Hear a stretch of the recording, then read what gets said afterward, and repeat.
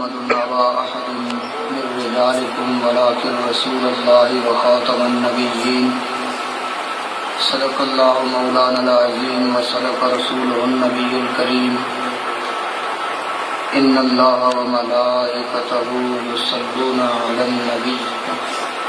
يا أيها الذين آمنوا صلوا عليه وسلموا تسليما اللهم صل على سيدنا مولانا محمد وعلى آل سيدنا مولانا محمد وبارك وسلم الصلاة والسلام عليك يا سيدي يا رسول الله وعلى آلك وأصحابك يا حبيب الله الصلاة والسلام عليك يا سيدي يا سيد المرسلين وعلى آلك وأصحابك يا خاتم النبيين والحبيب الذي ترجى شفاعته لكل هول من الأهوال متحم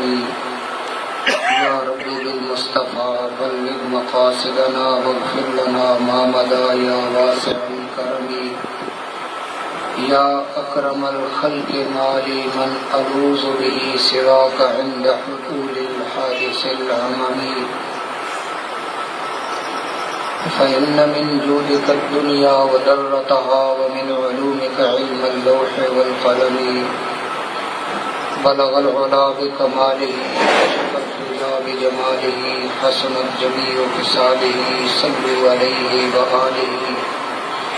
مولاي صل وسلم دائما أبدا على حبيبك خير الخلق كلهم وعلى آله وأصحابه أجمعين. معزز سامعین، آج کی یہ مبارک نشست 11ویں شریف کے حوالے سے وہ پذیر ہے. ماہانہ 11ویں شریف اللہ کریم جل شانہ ہماری اس حاضری کو شرف قبولیت عطا فرمائے اور پیران پیر غوث اعظم حضرت شیخ عبدالقادر جیلانی رحمۃ اللہ تعالی علیہ کے نقش قدم پہ اور آپ کی صحیح محبت ہمارے نصیب میں رکھے. عملی طور پر بھی ہم اس چیز کو اپنائیں، اولیاء کرام کی سیرت کو، اولیاء کرام کی تعلیم کو اپنی زندگی کے سارے شعبے ہم ان کے مطابق کریں تو پھر تبدیلی آئے گی، لطف آئے گا اور امت مسلمہ کو عزت ملے گی.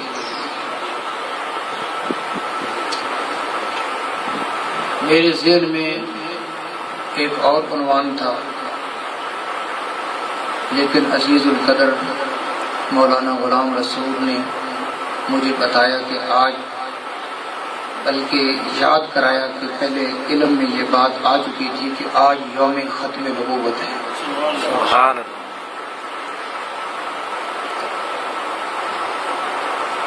اتفاق کے 11ویں شریف کی جو آج ہماری محفل ہے، نشست ہے، کہ آج یوم ختم نبوت بھی ہے. اللہ کریم نے ہمیں جس عظیم رسول کا امتی بنایا ہے، وہ جس طرح کے رحمت للعالمین ہیں اسی طرح خاتم النبیین بھی ہے، عالمین کے لیے رحمت بھی ہے اور خاتم النبیین بھی ہے۔ ارشاد فرمایا رسول اللہ صلی اللہ علیہ وسلم نے، ختم بی النبیون، نبیوں کا سلسلہ میری ذات پہ ختم ہوا، نبی آتے رہے، رسول آتے رہے، یہاں تک کہ دور محمد کریم صلی اللہ علیہ وسلم کا آیا۔ اللہ کریم نے آپ کے سر پہ رحمت للعالمین کا تاج بھی سجایا اور خاتم النبیین کا تاج بھی سجایا۔ تو نبی آتے رہے، رسول آتے رہے، یہاں تک کہ دور مصطفیٰ آیا، حضور پرنور سید العالمین حضرت محمد مصطفیٰ صلی اللہ علیہ وسلم اس دنیا میں جلوہ گر ہوئے، تو آپ نے یہ اعلان فرمایا کہ میں خاتم النبیین ہوں، عالمین کے لیے نبی اور رسول ہوں، اور نبی اور رسولوں کا سلسلہ بھی میری ذات کے اوپر ختم۔ آخری نبی، آخری رسول، اور ہم آخری امت، اور اس سردار رسول کی سردار امت۔ تو یہ آج کس طرح یوم ختم نبوت ہے؟ آپ کو معلوم ہے اور معلوم ہمیں ہونا چاہیے کہ اسلام کو ختم کرنے کے لیے، کمزور کرنے کے لیے ہمیشہ سے، جب سے اسلام ظہور پذیر ہوا، نبی کریم رؤوف الرحیم صلی اللہ علیہ وسلم جب سے اس دنیا میں جلوہ گر ہوئے، آپ نے لا الہ الا اللہ محمد الرسول اللہ کی صدا کو آشکار کرایا، اسلام کا پیغام دیا۔ اس وقت سے دشمن اسلام کے خلاف برسر پیکار ہے، کوشش کرتا ہے کہ اس کو مٹا دیا جائے، کمزور کر دیا جائے۔ تو یہ سلسلہ ہمیشہ سے چلتا رہا، یہاں تک کہ یہ قریبی دور جس میں ہم موجود ہیں، یہ 1-2 صدیاں، یہ دور، اس میں بھی یہ کوشش کی جاتی رہی اور مسلمانوں کو کمزور کرنے کے بڑے حربے اختیار کیے جاتے رہے، اور ان میں سب سے جو اہم پوائنٹ تھا دشمنوں کے ہاں، وہ یہ تھا کہ مسلمانوں کے دلوں سے عظمت مصطفیٰ کا عنوان نکال، عشق رسول اور عشق مصطفیٰ اور محبت رسول کا جو عنوان ہے، اس کو نکال دیا جائے، کمزور کر دیا جائے۔ مسلمان اگرچہ بظاہر رہے بھی مسلمان ہی نہ ہو، تو ہر قسم کے انہوں نے حربے اختیار کیے، بڑی شخصیتوں کو انہوں نے متعارف کرایا، اور مسلمانوں میں ان کو بڑے بڑے جبہ و دستار اور بڑے بڑے عہدوں سے نوازا، مسلمانوں کا بڑا قائد اور لیڈر بنا کے سامنے کیا گیا، لیکن ان سے غلط باتیں کرائیں اور انہوں نے بک کر غلط باتیں کی، یہاں تک کہ وہ سمجھے کہ ہم مکمل طور پہ کامیاب نہیں ہو رہے، تو انہوں نے یہ سوچا کہ ہم کوئی ایسا شخص چنیں کہ جو نبوت کا دعویٰ کرے، نعوذ باللہ، العیاذ باللہ، وہ نبی اور رسول ہونے کا دعویٰ کرے۔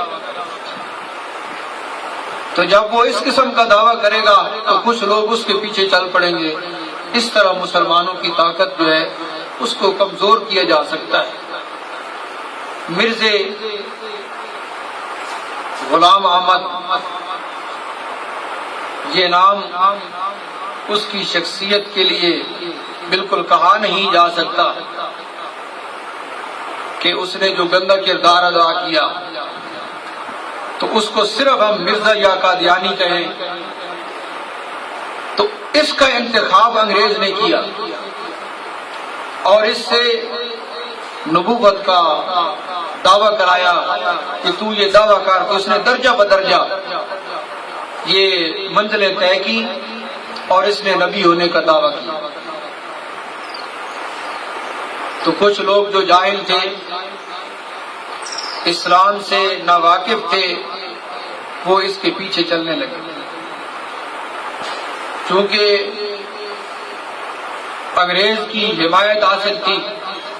وسائل بے پناہ تھے اور اس کی پشت پناہی بھی تھی، تو اس کو بہت زیادہ آگے لانے کی کوشش کی گئی۔ تو اس وقت امت مسلمہ میں جو بیدار قسم کے مشائخ موجود تھے، علماء موجود تھے، اولیاء کاملین موجود تھے، انہوں نے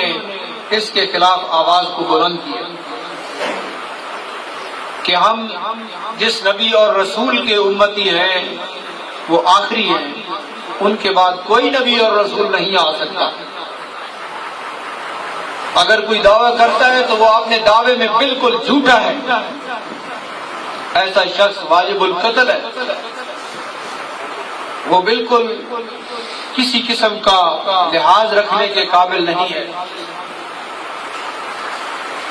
حضرت خواجہ پیر میر علی شاہ صاحب نے بھی آواز کو بلند فرمایا، کاملین نے آواز کو بلند فرمایا، اور بالآخر ایک تحریک ختم نبوت کے عنوان سے تحریک چل پڑی بر صغیر پاک و ہند میں، یہاں تک کہ اس تحریک کو چلاتے ہوئے حضرت امام اہل سنت امام شاہ احمد نورانی صدیقی رحمۃ اللہ تعالی علیہ میدان عمل میں آئے اور آپ سامنے آئے۔ اسمبلی میں آپ نے بھٹو کے دور میں دلائل دی اور اتنے پرزور دلائل دیے کہ اس دور میں، بھٹو کے دور میں بھی بھٹو کو اور سارے اراکین کو گھٹنے ٹیکنے پڑے، اور انہوں نے قادیانیوں کو، مرزائیوں کو کافر قرار دیا، اور ملک پاکستان کے قانون میں یہ شک داخل ہو گئی، یہ علماء اہل سنت کے حوالے سے، ان کی محنتوں سے اور ان کی کوششوں سے، اور سامنے پھر اسمبلی میں شاہ احمد نورانی سے رحمت اللہ تعالی علیہ کی کوششوں سے اس مرزے کو اور مرزائیوں کو کافر قرار دیا گیا۔ تو آج جو تاریخ ہے وہ یہ تاریخ تھی، اس لیے آج یوم ختم نبوت ہے کہ اس تاریخ کو ملک پاکستان کی اس اسمبلی میں اور ملک پاکستان کے اس قانون میں ان مرزائیوں اور قادیانیوں کو کافر قرار دیا گیا۔ تو یہ کن لوگوں کی کوشش تھی، یہ کن لوگوں کی محنتیں تھی؟ یہ پیران پیر شیخ عبد القادر جیلانی غوث اعظم کو جو ماننے والے ہیں، حضرت خواجہ معین الدین چشتی اجمیری کو جو ماننے والے ہیں، حضرت داتا علی اجمیری کو جو ماننے والے ہیں، اولیاء کاملین کو جو ماننے والے ہیں، اہل سنت و جماعت ہے، یہ ان کی کوششیں تھی، یہ ان کی محنتیں تھیں کہ جو ہمیشہ سے عظمت مصطفیٰ کے اوپر پہرا دیتے اور دیتے رہیں گے۔ اور آپ دیکھیں کہ شان محمد مصطفیٰ کا علم اور شان محمد مصطفیٰ کو بیان کرنا، یہ ایک ایسا عنوان ہے جو ہمیں گمراہیوں سے بچاتا ہے۔ جس شخص کو یہ معلوم نہیں کہ اللہ تعالیٰ نے رسول اللہ صلی اللہ علیہ وسلم کو کیا شان عطا فرمائی ہے، وہ کیسے گمراہی سے بچ سکتا ہے جسے یہ معلوم نہیں کہ آپ رحمت للعالمین ہیں، آپ خاتم النبیین ہیں؟ آپ کو اللہ تعالیٰ نے اتنی اونچی شان عطا فرمائی ہے، جب تک یہ علم نہیں ہوگا، یہ احساس نہیں ہوگا، امت مسلمہ گمراہی سے نہیں بچ سکتی۔ گمراہیوں سے بچنے کا وہ ایک ہی طریقہ ہے کہ ہم دامن مصطفیٰ کے ساتھ وابستہ ہو جائیں، محبت رسول ہمارے دلوں میں آ جائے، عشق رسول ہمارے دلوں میں آ جائے، اور اولیاء کاملین کے پیچھے ہم چلیں۔ پیران پیر شیخ عبد القادر جیلانی رحمۃ اللہ تعالی علیہ کی جو ہم 11ویں شریف کرتے ہیں، یہ صرف حلوہ کھانے کا نام نہیں ہے، بلکہ امت مسلمہ کے ایک بہت بڑے کردار کا یہ نام ہے، عقائد کے تحفظ کا نام ہے، امت مسلمہ کی عزت کے تحفظ کا نام ہے، عالم اسلام کی عظمت کا نام ہے۔ پیران پیر شیخ عبد القادر جیلانی رحمۃ اللہ تعالی علیہ کی 11ویں شریف، ہم اس کو صرف اگر تبرک تک محدود نہ رکھیں، اس کی اغراض کو دیکھیں، اس کے مقاصد کو دیکھیں اور اس کے اونچے مقام کو دیکھیں، تو پھر ہمیں پتہ چلے گا کہ پیران پیر شیخ عبد القادر جیلانی رحمۃ اللہ تعالی علیہ کے اس 11ویں شریف والے جلسے کا کیا مقصد ہے اور اس کی کیا شان ہے۔ معزز سامعین کرام، آج ہم دیکھتے ہیں کہ دن بدن ہم پیچھے جا رہے ہیں، امت مسلمہ کے اوپر دنیا میں ظلم و ستم ہو رہا ہے۔ آپ یہ دیکھیں کہ یہ نئی خبریں ہیں، یہ برما ملک جو ہے، اس میں دیکھیں یہ جو نئی خبر چل رہی ہے، اس میں مسلمانوں کے ساتھ کیا ظلم ہو رہا ہے، کس قدر تشدد کیا جا رہا ہے، کس قدر ان کو ذبح کیا جا رہا ہے۔ ایسا سلوک جانوروں اور درندوں کے ساتھ بھی روا نہیں ہے جو وہ امت مسلمہ کے ساتھ کر رہے ہیں۔ آخر یہ کیوں ہو رہا ہے؟ اس کی وجہ یہ ہے کہ ہم اپنے مذہب سے دور ہو رہے ہیں، ہم قرآن سے دور ہیں، ہم اتباع رسول سے دور ہیں، ہم اسلام کا جو اصل مغز ہے اور اسلام کی جو روح ہے، ہم اس سے دور ہیں، اور اسلام میں جو فلسفہ جہاد ہے ہم اس سے دور ہیں۔ آج اگر امت مسلمہ ان مسلمانوں کے لیے، برما کے مسلمانوں کے لیے یا اور جہاں دنیا میں مسلمانوں کے اوپر ظلم ہو رہا ہے، آج مسلم ممالک جہاد کا اعلان کر رہے ہیں کہ ہم مسلمانوں کے اوپر ایسا ظلم نہیں ہونے دیں گے۔ یہ مسلمان ہی نہیں کہ مسلمانوں پہ ظلم و ستم ہوتا رہے اور دوسرے مسلمان آرام سے رہیں۔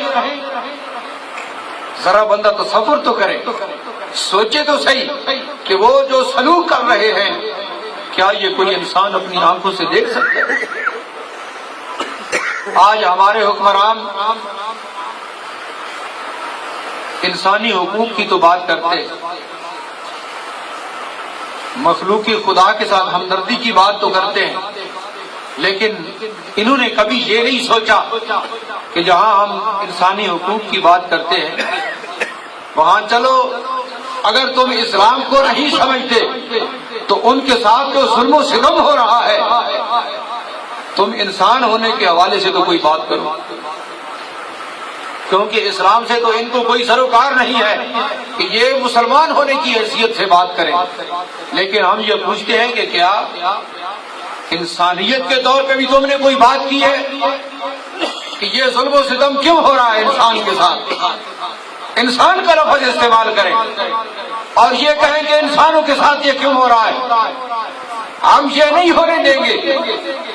کوئی جرأت کا مظاہرہ کریں، کوئی شجاعت کا مظاہرہ کریں، کوئی غیرت کا مظاہرہ کریں، ایسا تو بالکل دیکھنے اور سننے میں نہیں آیا، لیکن چاہیے تو یہ تھا کہ یہ مسلمان ہونے کی حیثیت سے یہ بات کرنا۔ کہ وہ ہمارے مسلمان بھائی ہیں اور ان کے ساتھ اتنا ظلم ہو رہا ہے. اخوت اس کو کہتے ہیں. چبھے کانٹا جو کابل میں تو ہندوستان کا ہر پیر و جوان بےتاب ہو جائے. اسلام یہ ہے کہ دنیا کے کسی کونے میں اگر کسی مسلمان کے اوپر ظلم و ستم ہو رہا ہے تو سارے مسلمان بےتاب ہو جائیں, سارے مسلمان بے آرام ہو جائیں اور تلواریں نیام سے باہر آ جائیں اور سرحدوں کے اوپر آ جائیں اور جہاد کا علم بلند کر دیں. تو میں یہ عرض کر رہا ہوں کہ آج اگر مسلم ممالک زیادہ نہ صحیح تو صرف ایک دو ملک صحیح وہ یہ اعلان کر دیں کہ برما کے ان مسلمانوں پہ جو ظلم ہو رہا ہے ہم اس کو برداشت نہیں کر سکتے, ہم جہاد کا اعلان کرتے ہیں. میں بڑے دعوے سے کہتا ہوں 11ویں شریف کی اس مبارک نشست میں کہ جہاد کی نوبت ہی نہیں آئے گی, ان کی ہوا پہلے ہی اکھڑ جائے گی. اللہ تعالیٰ نے لا الہ الا اللہ محمد رسول اللہ کو اتنی پاور دی, اتنا زور دیا ہے لا الہ الا اللہ محمد رسول اللہ. اللہ تعالیٰ نے اپنے پیارے محبوب کی امت کو غالب پیدا فرمایا ہے, مغلوب نہیں, فاتح پیدا فرمایا ہے اور بڑی عزتوں سے نوازا ہے. لیکن یہ امت ہونے کا ثبوت تو دے, یہ بدلائے تو صحیح کہ میں امت ہوں اور وہ بھی رسول اللہ صلی اللہ علیہ وسلم کی امت ہے جن کے اوپر ظلم و ستم ہو رہا ہے. لیکن ایسا نہیں ہو رہا. اب یہ عرض کرنے کا مقصد یہ اور 11ویں شریف کی ان محافل کی اغراض میں یہ بات ہے کہ ہم مسلمان ہونے کی حیثیت سے, امت مسلمہ ہونے کی حیثیت سے یا ایھا الذین آمنوا ادخلوا فی السلم کافہ, اے ایمان والو اسلام میں تم مکمل داخل ہو جاؤ. تو میں نے عرض کیا کہ ہم ہر حوالے سے اپنی ان محفلوں کو عملی طور پہ نظریاتی طور پہ کارآمد کریں گے تو پھر اس کے فوائد سامنے آئیں گے, اس کے ثمرات سامنے آئیں گے. اور وہ کیا ہے, ہمارا نظریہ کیا ہے, ہمارا عقیدہ کیا ہے, ہمارے حکمران کیسے ہونے چاہیے, ہمارے مقتدی اور پیشوا کیسے ہونے چاہیے. کیا ہم نے کبھی سوچا ہے؟ آج اگر ہم ممبر کے اوپر یہ بات کریں کہ ہمارے حکمران کیسے ہونے چاہیے, بہت سے ایسے لوگ ہیں جو اپنے اماموں اور خطیبوں کو فارغ کر دیں. یہ ہمارے امام صاحب اور خطیب صاحب سیاست میں آ گئے, لہذا یہ امامت کے قابل نہیں رہے, یہ خطابت کے قابل نہیں رہے. حال ہمارا یہ ہے. اور جن لوگوں کو ہم ووٹ دیتے جو بھی ہیں, یہ سیاسی جماعتیں جتنی بھی ہیں, مسلم لیگ ہو, کاف لیگ ہو, پیپلز پارٹی ہو, ان کے تم قائدین رہنماؤں کو دیکھو, یہ کون لوگ ہیں اور کس کے نقش قدم پہ چل رہے ہیں. کیا یہ محمد عربی رسول اللہ صلی اللہ علیہ وسلم کے پیچھے چل رہے ہیں یا یہود و نصارہ کے پیچھے چل رہے ہیں؟ خود دیکھ لیجئے. تو جس وقت ہم ان کو ووٹ دیتے ہیں تو ہمارا ووٹ کدھر جاتا ہے؟ ہمارا ووٹ براہ راست یہود و نصارہ کے پاس جا رہا ہے. ہم حکمران غلط بنا رہے ہیں, قائدین ہم غلط بنا رہے ہیں. جن لوگوں کو ہم ووٹ دیتے ہیں وہ لوگ یہود و نصارہ کے سامنے جھکے ہوئے ہیں. ہمارا ووٹ ان کو جا رہا ہے جو امت مسلمہ کے بارے میں سوچ نہیں سکتے, جنہیں کلمے کا پاس نہیں ہے, جنہیں ملک پاکستان کا پاس نہیں ہے, جنہیں امت مسلمہ کا پاس نہیں ہے. ہم ان لوگوں کو ووٹ دے رہے ہیں. اسلام کا ضابطہ یہ نہیں ہے, پیران پیر شیخ عبد القادر جیلانی کا دیا ہوا یہ ضابطہ نہیں ہے, اور 11ویں شریف کے لنگر کا یہ ضابطہ نہیں ہے کہ ہم لنگر تو پیران پیر شیخ عبد القادر جیلانی کا کھائیں, لیکن جب ووٹ کی بات آئے تو ہمارا ووٹ یہود و نصارہ کو چلا جائے. جو حکمران امریکہ کے ایجنٹ ہیں, یہود و نصارہ کے سامنے جھکنے والے ہیں, اسلام کا خیال نہیں رکھتے, امت مسلمہ کا خیال نہیں رکھتے, ملک پاکستان کا خیال نہیں رکھتے, ان کو ووٹ دینا حرام ہے. اگر آج برما میں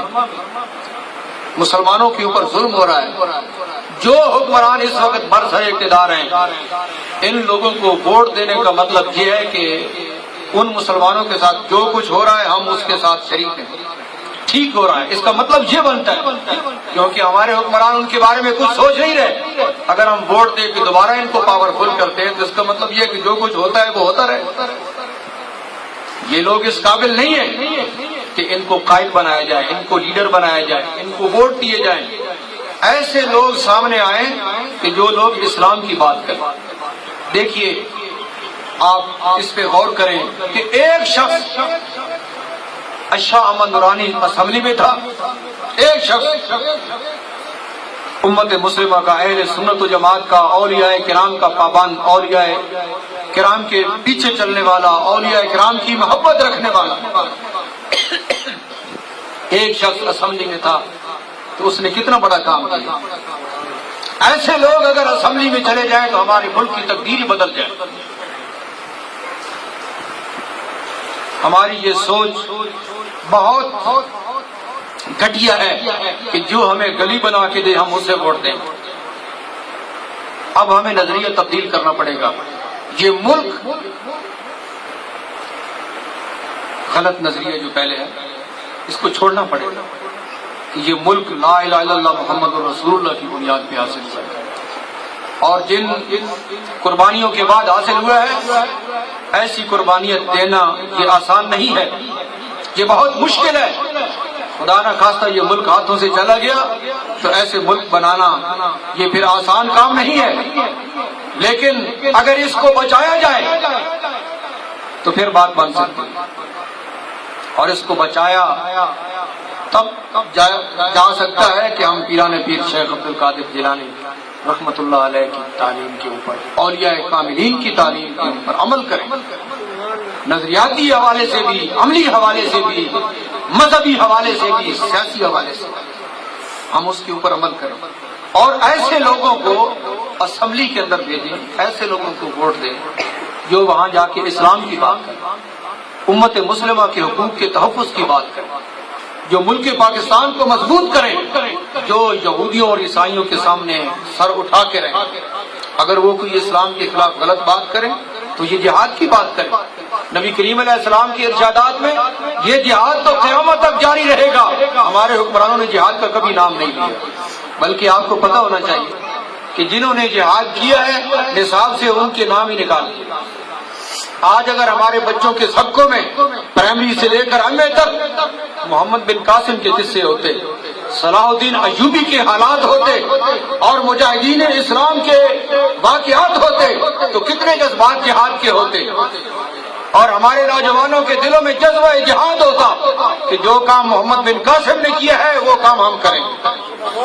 جو کردار صلاح الدین ایوبی کا تھا وہ کردار ہم ادا کریں۔ آج یہ کردار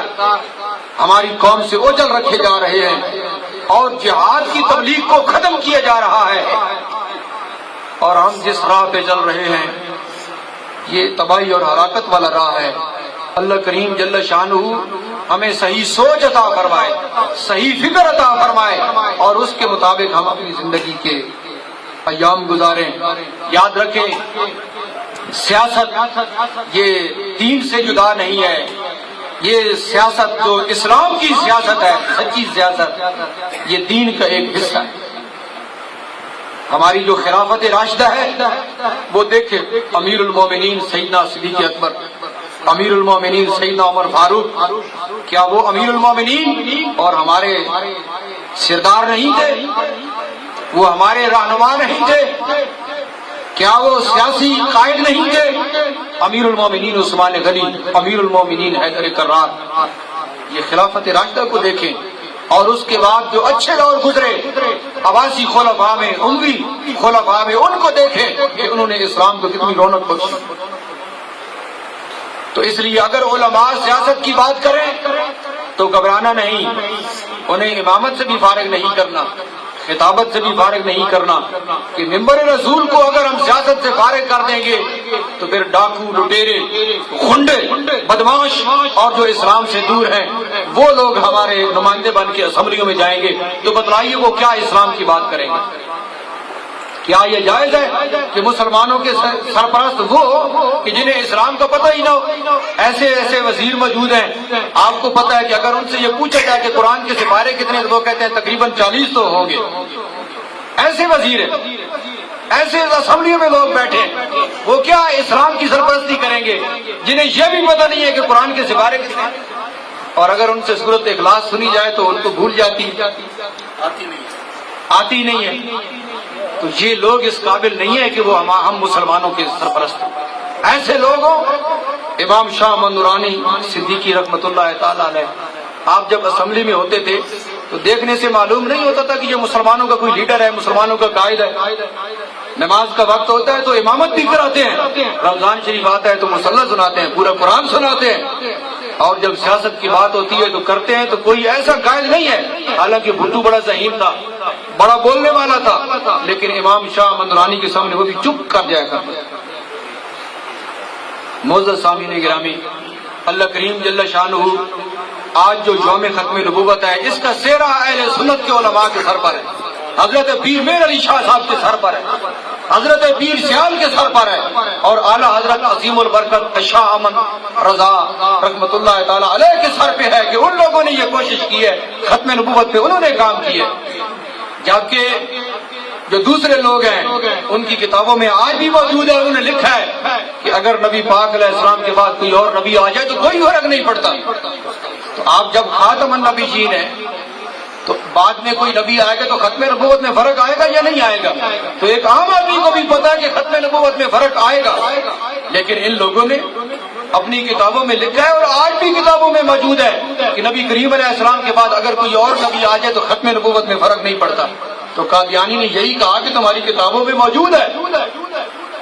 کہ اگر کوئی آ جائے تو ختم نبوت میں فرق نہیں پڑتا، تو اگر میں آ گیا ہوں تو کیا ہوا، کیا ہو گیا؟ تو اس وقت بھی امام شاہ احمد نورانی نے کہا تھا کہ ہم ان کو بھی کافر کہتے ہیں اور ہم تمہیں بھی کافر کہتے ہیں، جو یہ کہتے ہیں کہ اگر کوئی نبی آ جائے تو ختم نبوت میں فرق نہیں پڑتا۔ یہ سب ایک قطار میں اور ایک لائن میں۔ اس لیے ہم اسلام کو سمجھیں، اسلام کی روح کو سمجھیں، اور جو اولیاء کاملین کا سبق ہے ہم اس کو سمجھیں، اور جو حضرت امام حسین رضی اللہ تعالیٰ عنہ کی جو سیرت ہے اور جو حضرت امام حسین کا جو کردار ہے۔ آج بہت لوگ دعویٰ کرتے ہیں کہ ہم حسینی ہیں اور ہم جو ہے حضرت امام حسین کے ساتھ محبت کرتے ہیں، تو دیکھیے حضرت امام حسین رضی اللہ تعالیٰ عنہ نے جو پورے خاندان کی قربانی دی، اس کے پیچھے کیا بات ہے؟ انہیں نماز سے تو کسی نے نہیں روکا تھا، وہ گھر بیٹھ جاتے، اپنے معمولات شب و روز جاری رکھتے، کوئی رکاوٹ نہیں تھی ان کے سامنے، صرف یہ تھا کہ حکمران غلط تھا۔ تو اس غلط حکمران کے خلاف آپ نے جہاد کیا اور اپنا خاندان قربان کر دیا۔ آج ہم کہتے ہیں کہ نہیں یار یہ سیاسی بات ہے، لہٰذا یہ علماء کو نہیں کرنی چاہیے، اور دیکھیے یہ شریف لوگ تھے، آپ دیکھیں ماحول کے جملے دیکھیں، اگر کوئی عالم سیاست کی بات کرتا ہے تو کہتے ہیں یار یہ شریف آدمی